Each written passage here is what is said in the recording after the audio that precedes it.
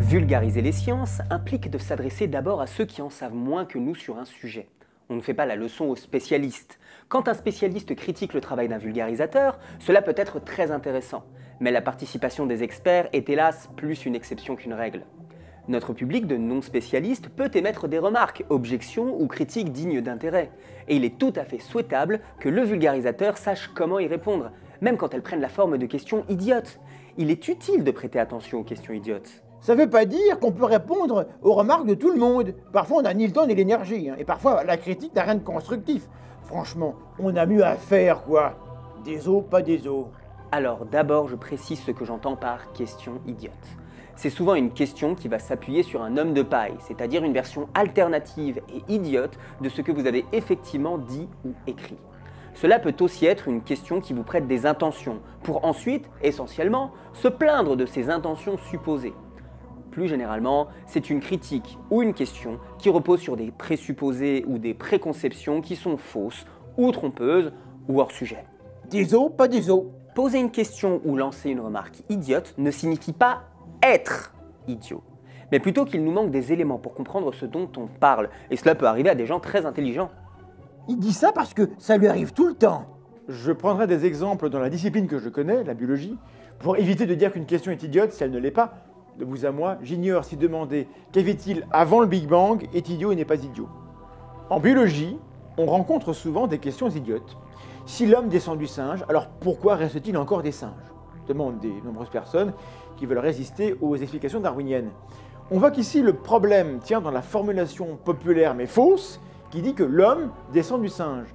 Alors qu'une description plus correcte précise que les humains appartiennent à la branche de l'arbre phylogénétique qui rassemble tous les singes. Nous sommes des singes, parmi d'autres, et notre lignée, comme celle des chimpanzés ou des gorilles, a survécu, tandis que d'autres se sont éteintes. Du coup, poser la question, ça permet d'avoir une réponse et de mieux comprendre. C'est pas idiot alors en fait finalement. Pour reprendre un second exemple, je vais rester dans ce que je connais, et faites pareil, avec la coévolution. Aujourd'hui, certaines espèces de plantes sont totalement dépendantes de certaines espèces d'animaux pour leur reproduction. Et en retour, ces animaux, souvent des insectes ou des oiseaux, ne consomment rien d'autre que ce que ces plantes leur fournissent.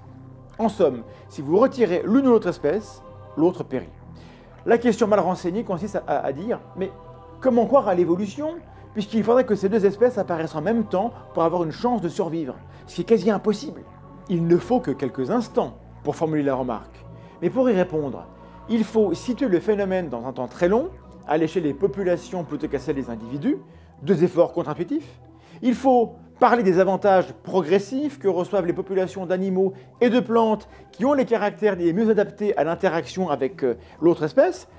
En fait, il faut tout le talent d'un vulgarisateur afin d'identifier quelle information fait défaut pour comprendre le phénomène et la bonne manière d'apporter l'information au bon moment. C'est compliqué. Parce que finalement, ce que nous apprennent les questions idiotes, c'est que bien souvent, nous simplifions un peu trop les choses et nous confondons la facilité avec laquelle nous comprenons une histoire nous expliquant un phénomène avec la réelle qualité de notre compréhension de ce phénomène.